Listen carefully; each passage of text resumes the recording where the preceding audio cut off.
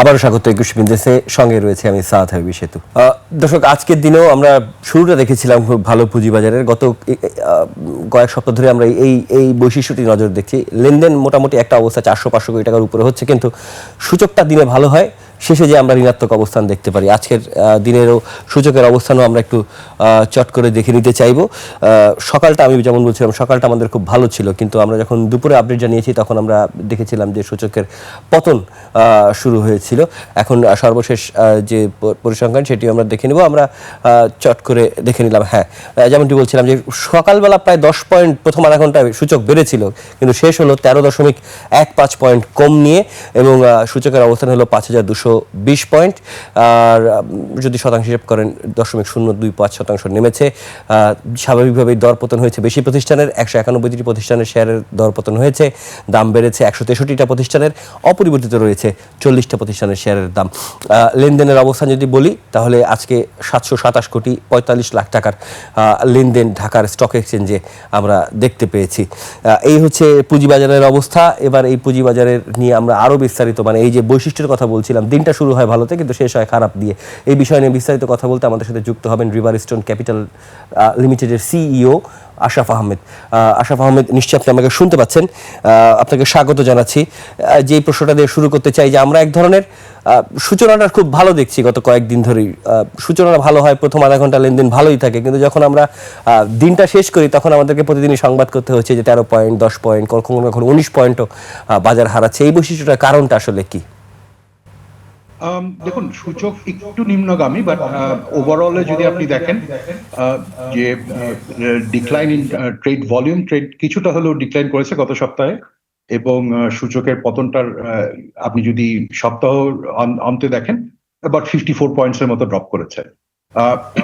এখানে যেটা মনে রাখতে হবে যে এই ড্রপের কারণটা কিন্তু আসলে একটা বড় কারণ হচ্ছে আপনার, আমরা দেখছি যে বিভিন্ন যে ডিভিডেন্ডের ডিক্লারেশন গুলো আসছে, এবং কিছু অনেকগুলো যে ডিভিডেন্ড অলরেডি না এসে থাকলে আসবে, এরকম একটা সিচুয়েশন। এখানে কিছু কিছু জায়গায়, যেমন ব্যাংকিং সেক্টরের ক্ষেত্রে বাংলাদেশ ব্যাংক কিন্তু মার্চ মাসে যেমন নতুন করে কিছু রেস্ট্রিকশন দিয়েছেন যে কত ডিভিডেন্ড দিতে পারবেন ব্যাংকগুলো, সেটার উপরে। সো সেটা কিছু ব্যাংকে এফেক্ট করেছে। আবার কিছু কিছু ব্যাংকে আমরা দেখেছি যে 5-6টা ব্যাংকে কিন্তু দেখলাম আমরা যে তাদের যে প্রফিটেবিলিটি, সেটাতে একটা বড় ধরনের ইনক্রিজ হয়েছে। সেটা একটা ভালো নিউজ। সো বাট ওভারঅল যদি আপনি ব্যাংকিং সেক্টরের হিসাবে দেখেন, তখন দেখবেন যে আপনার সেটা বেশ প্রাইস আর্নিং যেটা, সেটা বেশ কমেছে, কারণ বেশ কিছু ব্যাংক আসলে ইজ নট ডুইং ওয়েল। এটা একটা মিক্সড একটা সেক্টরাল ইন্ডিকেশন। সেকেন্ড যে জিনিসটা দেখা যাচ্ছে যে ইভেন ম্যানুফ্যাকচারিং এর ক্ষেত্রেও আমরা দেখছি যে বেশ বড় এবং ভালো কিছু কোম্পানি যাদের আসলে আন্ডারলাইং প্রফিট এবং ইপিএস ভালো গ্রো করছে, তাদেরও কিন্তু প্রাইস আর্নিং রেশিওটা কমে আসছে। যেমন ধরেন একটা লিডিং ফার্মাসিউটিক্যাল কোম্পানির প্রাইস আর্নিং নেমে আসছে 6, মানে যেটা আসলে আমরা দেখি যে 8-9 থাকাটা ইজ এক্সপেক্টেড। সো এই ইস্যুগুলো আছে।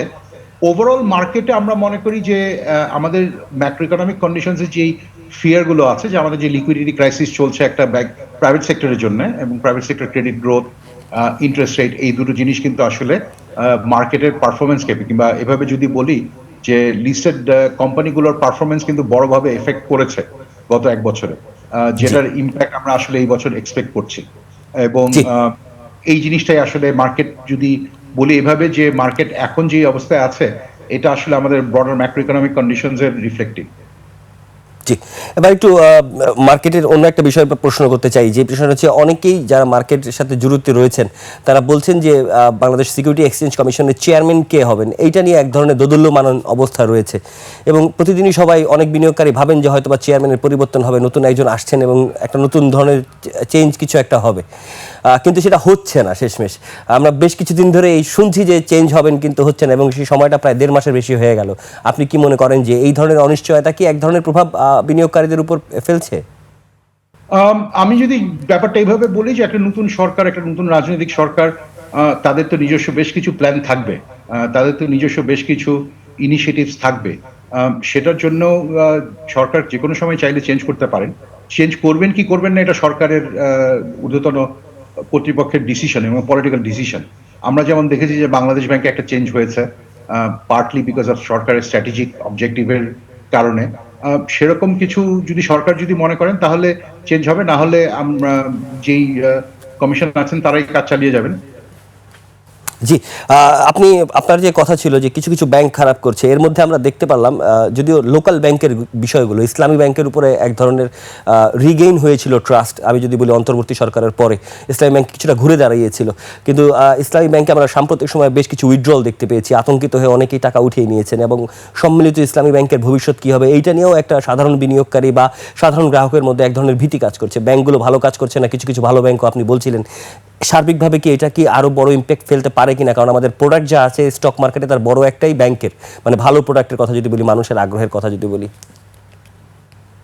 আমি যদি ইসলামিক ব্যাংকিং এর সাবসেক্টর হিসেবে বলি, দেখুন এখানে তো অনেকগুলো ব্যাংক আছে, তার মধ্যে একটা বড় অংশ ব্যাংকের আসলে বড় ধরনের সংকট তৈরি হয়েছে আপনার বিভিন্ন কারণে।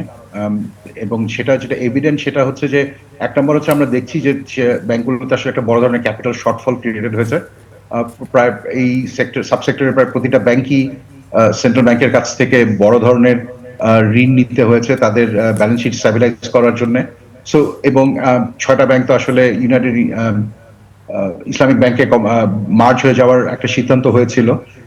সরকার হয়তো বা সেই সিদ্ধান্তটা রিভিজিট করবেন কিংবা সেই অনুসারে এগিয়ে যাবেন। সো এই ব্যাপারগুলো নিয়ে কিছুটা আনসার্টেনিটি আছে, মানে ইন দ্য সেন্স যে আমরা হয়তো বা বড় ধরনের চেঞ্জ দেখতে পারি, এই সম্ভাবনাটা থেকে যাচ্ছে। সো এই কনটেক্সটে আসলে এই পার্টিকুলার ব্যাংকগুলোর পারফরমেন্স, কারেন্ট এবং নিয়ার ফিউচার পারফরমেন্স, এই ব্যাপারটাও কিন্তু আসলে মাথায় রাখতে হবে। কারণ দেখুন, ব্যাংকে যদি ক্যাপিটাল শর্টফল থাকে তাহলে আসলে নতুন করে লেন্ডিং করাটাও সম্ভব হয় না। ব্যবসায়িক গ্রোথ, যেটা রেভিনিউ গ্রোথ কিংবা আমরা যদি বলি যে ইপিএস এর গ্রোথ হওয়াটাও আসলে আটকে যায়। আবার একই সাথে এই ব্যাংকগুলো ক্যাপিটাল শর্টফল হওয়া মানে হচ্ছে বড় ধরনের প্রভিশন ঘাটতিতে পড়া। প্রভিশন ঘাটতিতে পড়লে আপনার ফিউচার রেভিনিউ আর্নিংস থেকে তো একটা বড় চাঙ্ক আসলে প্রভিশনে চলে যাবে। সেটা হলে আমাদের যে ইকুইটি রিটার্ন যেটা, সেটাও কমে আসবে। সো এই কনটেক্সটে আসলে এই সাবসেক্টরের অনেকগুলো এন্টিটি কিন্তু আসলে এফেক্টেড। জি, তার মানে একটা আমরা যে 3টা প্রশ্ন আপনার উত্তর যদি একসাথে করি, শেষ প্রশ্নে রয়েছে, আমি একটা কঠিন সময় পার করছে স্টক বাজার, স্টক মার্কেটগুলো। যারা নতুন বিনিয়োগকারী রয়েছেন, ক্ষুদ্র বিনিয়োগকারী রয়েছেন, তাদেরকে কি পরামর্শ দিবেন? দেখুন, এক নাম্বার হচ্ছে যে আমরা যদি দেখি যে মার্কেটে তো একটা সাইকেল থাকে, একটু লং টার্ম সাইকেল থাকে। এই মুহূর্তে মার্কেট আসলে গত বছরের তুলনায় বেশ ভালো। মার্কেট এভারেজ ট্রেডিং ভলিউম কিছুটা হলেও রিকভার করেছে, এবং আমরা দেখছি যে গত সপ্তাহে যেমন এটা প্রায় 10% কমার পরেও প্রায় 800 থেকে 900 কোটি টাকা লেভেলে ছিল, যেটা একটা ভালো জিনিস। কারণ যেটা হয় যে আপনার যদি মার্কেটে ট্রেড ভলিউম কমে যায় তখন কিন্তু আসলে যে মার্কেটে যারা ইন্টারমিডিয়েরি তাদের জন্য এটা একটা বড় ধরনের দুঃসংবাদ তৈরি হয়। কারণ ব্রোকারেজ হাউস তো আসলে তাদের অপারেটিং কস্ট তুলতে গেলে আসলে যদি ট্রেডিং না হয় তাহলে ব্রোকারেজ কস্টের পক্ষে অপারেটিং মার্জিন তোলাটা সম্ভব হয় না। আবার ক্ষুদ্র বিনিয়োগকারীদের জন্য যদি আমি এইভাবে বলি যে আমরা আশা করতে পারি যে মার্কেট এখন যেহেতু একটু ডিপ্রেস কন্ডিশনে আছে, ইকোনমি রিকভারির সাথে সাথে এটা হয়তোবা বড় ধরনের একটা ইনক্রিজ হতে পারে প্রাইসেস এবং ভলিউমসে। কিন্তু যেটা আনসার্টেন হচ্ছে যে সেটা সেই ইকোনমিক রিকভারিটা আসলে আমরা কি 6 মাসের মধ্যে দেখবো না 12 মাস কিংবা 18 মাস লাগবে। So that is the only point which is হয়তোবা আননোন। কিন্তু মার্কেট ইকোনমি যদি রিকভার করে তাহলে আসলে মার্কেট রিকভার করবে। জি, অসংখ্য ধন্যবাদ আশরাফ, আপনাকে সময় দেওয়ার জন্য। সরি, ধন্যবাদ আপনাকে সময় দেওয়ার জন্য।